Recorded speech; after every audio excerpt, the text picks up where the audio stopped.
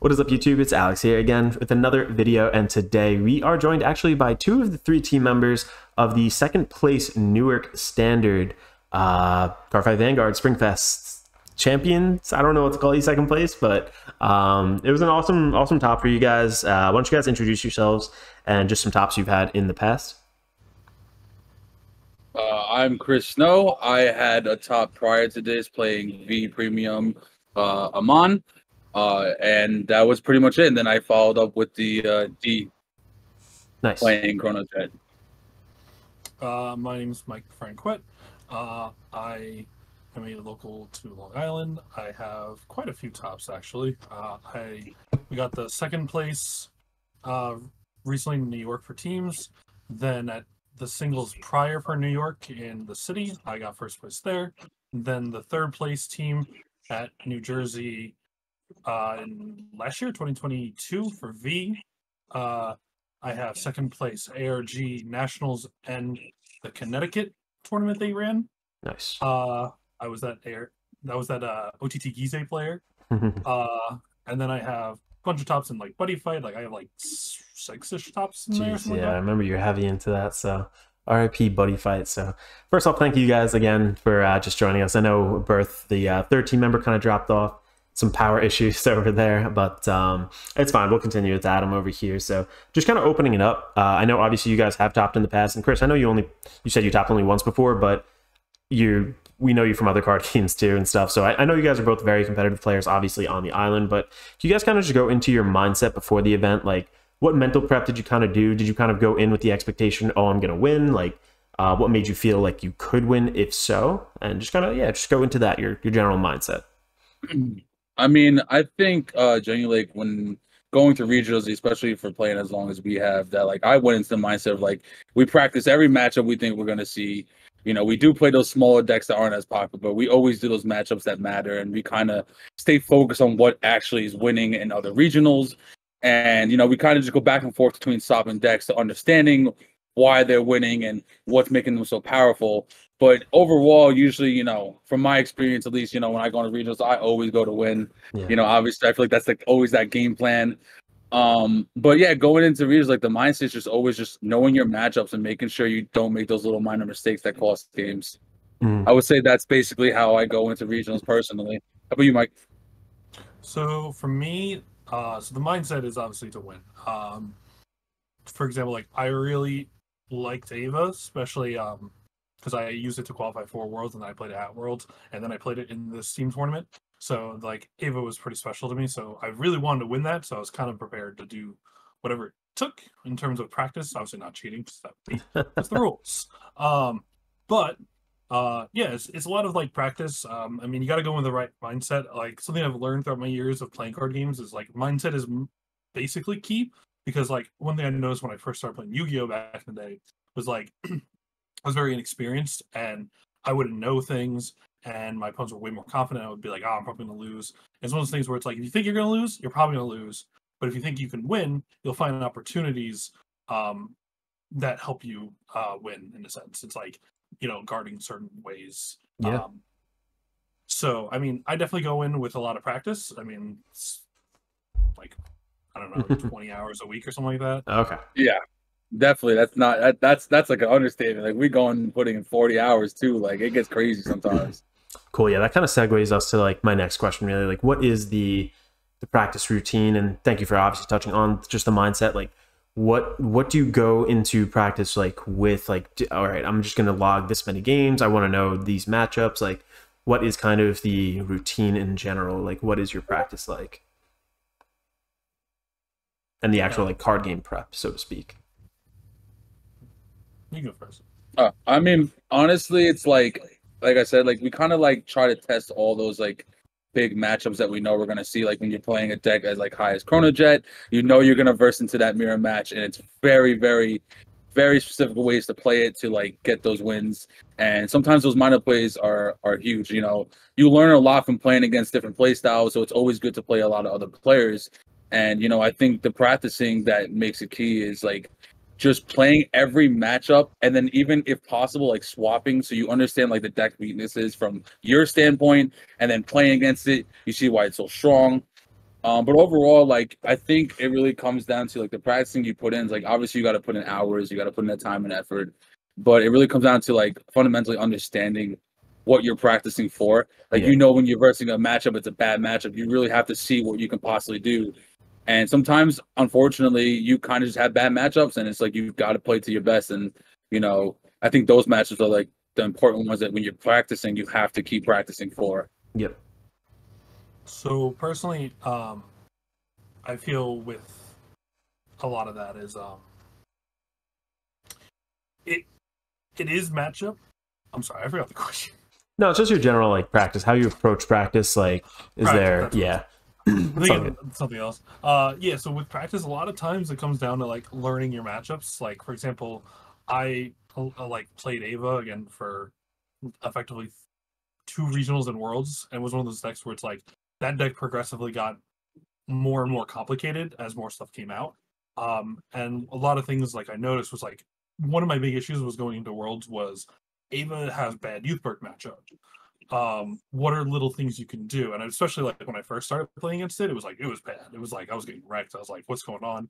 And I learned very quickly after like practicing against like the standard list, which I think is also really important when it comes to testing. It's you need to know what the standard list is and not test into someone's text. So like if someone like I think Prim's a good example. It's like if you know a deck like a single Paladin isn't playing Honolly because it screws them over, you shouldn't be. But one of your like test buddies is playing Honolly, it's not good practice because it's something you're not going to see. So when I was going in practice for Worlds, we were going in with the JP meta list. It was actually like right before Solomon posted his video, and then everyone kind of switched their lists over. Yeah. But the mentality was still kind of there, and like it kind of worked out. Like I learned the matchup very well, and my win rate against youth at Worlds was 100%. I think I fought 4 of them. Oh geez, yeah. Playing it. And then same thing with Chronojet. It was one of those matchups that was difficult. And then as I learned how the matchup went, my win rate went up. And then I went to a tournament actually prior to regionals, and I think I played against like 17 Chronojets because it was like best of 3, and I think I won like 13 of them. Nice. That's pretty good win rate.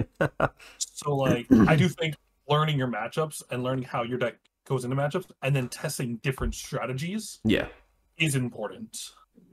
Okay, yeah, no, that's actually really great. I didn't even like, not that I didn't consider, but I think a lot of people kind of look over the fact that, you know, your buddy might be teching his deck. If you play, 10 matches against each other, they're eventually going to change things to try to counter you. So I think playing, into that standard quote unquote kind of matchup is actually like really beneficial. So that's actually a really great piece of advice right there. So when you guys decided to play the decks that you were going to play, was it kind of like a group effort, or did you kind of just like say, all right, individually, this is what we want to play, this is it? So walk me through that. I went to them and I said, this is what you're playing. Okay, that's valid. I go to Nieves, I'm like, you're playing Chronojet because it's best tech, and I go, Birth, you're playing on the flex spot, and eventually we figured out flex spot Dote was probably the best, but it really didn't matter. Yeah, so okay, I mean that's completely valid. A lot of people do like to bring their quote unquote pet decks or just decks that they feel are kind of strong, but I think if you have like a central player, especially obviously someone of your caliber, it's good to have like somebody who's already put the thought into it, already been like, yeah, look, this is tried and true, this is what we're gonna do. Because New York's was later in the season, right? If I'm not mistaken. For teams? For teams, yeah. I think it was like towards the end, but I don't think it was like super far. Yeah, so there were some results to see like the English meta, which is cool. But yeah, no, that's actually really great. And then just again, kind of actually, Chris, do you want to say anything on that topic, or? I mean, a little bit. I mean, I do think, although Mike definitely helped us lead us towards the decks. Me and Mike had several separate talks, obviously, because we practiced against multiple. We live right across the street from each other, so like we practice so often that we kind of just understood why it just needed to be this way. Like when you're going to like a high level event and the expectations you set for yourself, like I said, we go on the mindset to win. Not that we shouldn't be playing those small decks, but if we can play those better decks, the question is why not? Yeah. And it really just comes down to who is better playing what. And like as he said, he went to Worlds with Ava. Ain't nobody playing Ava like that man does. But I will tell you this, for one thing, I went to regionals versing Ava, and I won every single match. I think I played Ava like 5 times at that regional. And when you verse someone that a higher standard than someone like Mike who went to Worlds playing Ava, you learn a lot because it does affect everything. Like when someone plays and does the efficient plays, it helps. It helps, No, so yeah, I think great.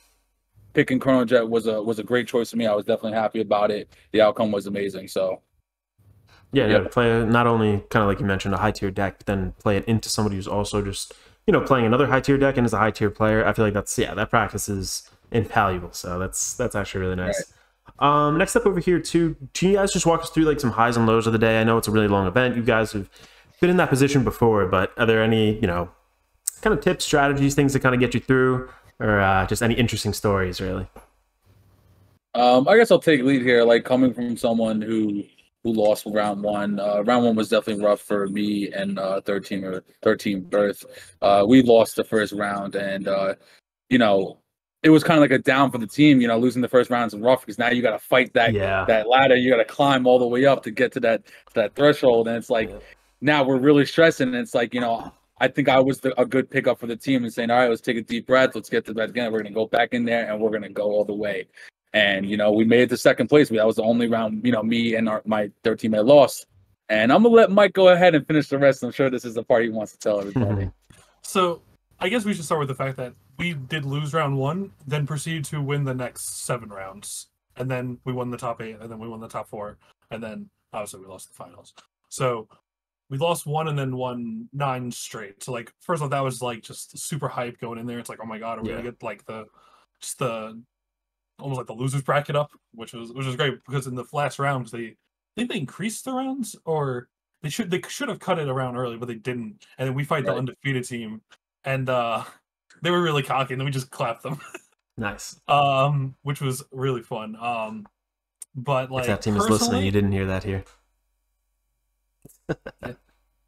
Personally, I didn't lose until the finals. I won every single game. And I'll be honest, like, the finals game, once I saw that my teammates lost, I kind of stopped caring, and I just kind of did more like dumb plays, and like it didn't really matter at that point. Yeah, like that concentration definitely broke. But it was fun and stressful because it's like, hey, I'm winning every game. I can't get a break even one round. It felt like, at least. So. Yeah, and how was that like mental on you though? Like if you felt that, did it affect you physically at all? Did it like affect your play at all, you think? I mean, I know you won every round essentially, but did it do anything to you? It definitely like depends, right? Because like every game I think is different. It kind of depends how the game's going. Like if I'm in a very winning position, I don't think it would affect me as much. But if I'm like, I need a 6 damage heal, then that's going to start like affecting me. And especially if I know like one of our teammates lost 1-1, it's like it's on me. Luckily, most of my games I finished pretty quickly, I believe. Okay. But like, what was it? Something was gonna say something. Like some of the games, like I OT'd the guy when he was on 2, and I just won there. I was like, okay, yeah. Do you think also, I feel like this, sorry to kind of branch off here, but do you think that when you are playing in a round, would you, obviously in this case you knew that in the finals your 2 other teammates lost, do you think you should communicate that during the rounds at all? Like should you let your teammates kind of know yay, nay kind of deal, or do you prefer just to like be locked into your own game and like, you'll worry about that afterwards? I think it matters to a degree because it's like, it's one of those things where like, if you know your team won already, then you can kind of just, the stress drops off. So it's like unneeded stress you don't need. So that's really good. I think, and then if you lost the round, same thing. It's like, oh, it sucks, but like whatever. But if it's on you, I think getting that pressure is kind of, again, pressure affects everyone differently. Yeah. As someone who's done this for years, it's like I've kind of learned to deal with that pressure and just to play my best. So it's like the pressure goes on, and I think like in a sense I probably get more hyper focused when that happens. So like I think it's good personally.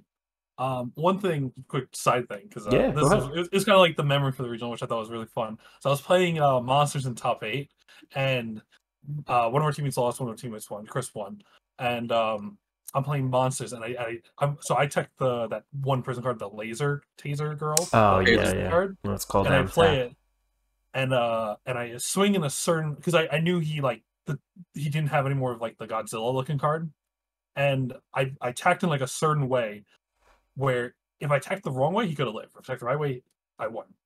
And I finished the game, I win, and I'm just like, I'm chilling off, and then Nails goes here. He goes, Mike. I'm like, what the hell? And I'm like, what's up? He goes, how the hell you did this? And I'm like, oh, sorry. Okay, cool. And just like that was a cool memory because it was just like I got scared for a sec, and then it was like, oh, it was like praise. I thought that was cool. Yeah, yeah. No, that's awesome. Yeah, those little moments really add up. Do you have any little moment like that, Chris? I mean, I think watching him, I enjoyed the most. It's like I practice it with him. I practice with him the most. So like those little minor things don't happen as much to me. So when I see him, I'm done with my games. I'm watching him, and I know exactly what he's gonna do. And then when he pulls it off, it's like, oh my god, that Yeah, literally changed yeah. everything. Like that one move completely decides the game's fate. And it's like those small minor plays. Like I said, that's what you gotta practice and practice. And when you know you're versus someone really good, you have to have those high expectations to know they're gonna make those correct plays. Yep. And those kind of separate the players like that. But it's interesting to see it from someone my perspective. It's like because I can't say I would think of those little plays. Whether he learns it himself and playing it as much as he does, or he sees other people doing it. The principle of just knowing it and applying it is huge. So I have those moments with him all the time. I will say this is the second time we've teamed together, and I think it's safe to say me and him enjoy teaming with each other. And That's great. Yeah. I would definitely be on the lookout. We'll be teaming again. Nice. For sure. No, team chemistry is absolutely huge. And yeah, like speaking about that, just like setting things up in a certain play, watching it actually happen. If you're kind of like scripting in your mind, watching the dominoes fall, so to speak, it's something that's I feel like really almost uniquely beautiful about Vanguard. Some other games are similar too, because like you're forced to be so within the lines that like any variation or like whenever the optimal play kind of happens, like it is really exciting. And I personally like watching actually Mike play locals and stuff too. So I'm always kind of hovering around the table. If my round is done, I'm like, all right, let's see how Mike plays this out. So cool. Definitely a lot of fun to watch other people play for sure. Yeah. That's actually, you have to learn some of the tells and whatnot too. So it's just really interesting. The mind state behind what they're doing, and then like you try to see it and go, what did he just do? And then you ask them, and then they tell you, and you're like, oh yeah, that makes sense. Yeah. No, it's always great. Any tips for just like players in general, like starting all the way from like the bottom, or maybe somebody who's like pretty competitive, think they can get there? What would you say like is key to really take that next step? I genuinely think like, especially if you're starting from like the bottom, everyone starts somewhere. Someone like, Mike and myself, like we started somewhere too. And it's like, you got to think about, it's like climbing that ladder. Like I said, at regionals, losing the first round, it's always a ladder everyone's climbing. No one's ever just got to the top just by getting there. Everyone's always worked for it. And it's like, I say this a lot, it's something I personally say. It's like, not everyone gets there on their own. It's like, everyone learns something somewhere. And it's like, when you're at the bottom and you know who those other people there are, it's always good to talk to those people, interact with them, and play with them more to understand the mentality, And I think if you are applying what they're telling you and understanding it, you have so much potential. But sometimes it's a lot harder to grasp certain things because it's not easy all the time. The mentality behind certain plays in Vanguard, as much as a lot of people think it's easy, it's not. There are a lot of plays that those make huge differences. And I think when you're at the lower racket and you're trying to climb and trying to do better and get better at the game, I think that my best advice to give is to keep fighting and keep playing a deck against those good top players in your locals or at your events, and don't stop trying, because you have to give it your all. And if you give it 120%, you'll feel good in the end. So I think that's my personal opinion to give out to people. Awesome. No, that was really great. So personally, I have a couple tips, and then it depends on like kind of where you are in your Vanguard career, I think. So like, especially starting out, I feel like probably the number one thing is like, don't really worry about winning and losing. It's more about just having fun. Eventually, over time, you will learn how to do the better plays, how to learn all your matchups. I think enjoying the game and having that passion for it is probably one of the single most important thing to have. Because if you're not enjoying the game, like, why are you really playing it? It's like, and then you're not gonna look into optimal. You're not really gonna like have that drive to want to get better. Yeah. Even if you want to get better, it's not like someone with that same like drive to want to get better, but more passion, I feel like will do more for it. Yep. But and then when you get to the higher levels where it's like, yeah, no, you love the game, but you're like, hey, you want to start getting better. I think a lot of it comes down to confidence. Like I was mentioning earlier, like if you think you can do it, you will find ways to do it, whether or not. But trim my words a little bit. But No, like it's okay. you start like not hating, but self like doubting yourself. Yeah. You will just like not see certain plays. Also, I think in terms of like tips, there's a lot of good resources online. Like Fuzzy Paradox is really good. I personally really like Freedom Duo. He's Yeah. just I wouldn't say he's a big YouTuber, but like I really enjoy his opening videos, and he makes like lists of all the top EJP lists. And then personally, my YouTube is full of Vanguard and Japanese Vanguard, so it's like Yeah. I can't read half of what it says, but I know what the pictures are.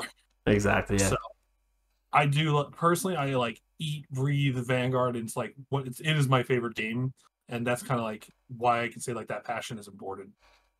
Yeah, no, these are actually really great, both of them, and I think that I just want to touch on something really quick that Chris said, just interacting with those top players at your locals. I know we kind of spoke about it right before, but like honestly, first off, thank you for doing this interview, but I feel like just thank you in general, because over the years, when I first started playing, I think it was like 2018 or whatever, or 2019 when I showed up to that shop challenge.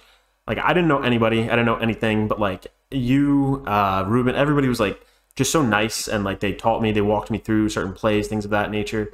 And I feel like, you know, you yourself, you have to be able to like be willing to go talk to those top players, because like as you can see, like they're doing this interview right now. Like players love to talk, players love the game, you know, it's a shared passion that you have. And I think sometimes all that's missing is just that little like connection, like reach out to them, be nice to them, whatever it is, and you can learn a whole lot, and like you will become a better player. So again, thank you for that. So cool. Yeah, I mean, I couldn't agree more. That's awesome. Cool. And then any closing thoughts you guys want to give before we wrap it up over here? I mean, to all the Vanguard players watching, just keep doing what y'all doing. This game is meant to have fun, like Mike said. As long as you're having fun, having a good time, stand up that Vanguard. Yeah. Mike, anything for you? Yeah, kind of the same. Where it's like, remember, just this game, have fun, don't take it too seriously. You know, have as much as I say I kind of know life it, you should still have a life. But yeah, also enjoying like making friends. I think is really important. If you know, that's kind of what's going to keep you going. So yeah, awesome. Well, thank you guys so much for this interview. I really appreciate it. I'm sorry Berth wasn't here for this one. Maybe I'll get a solo one with him coming up in the future. But if you guys are enjoying the content, make sure to leave a like on the video. Possibly consider subscribing to the channel. Definitely appreciate it. Trying to get to 2K before the end of the year. We'll see if it happens. But thank you guys again. This is Alex signing out.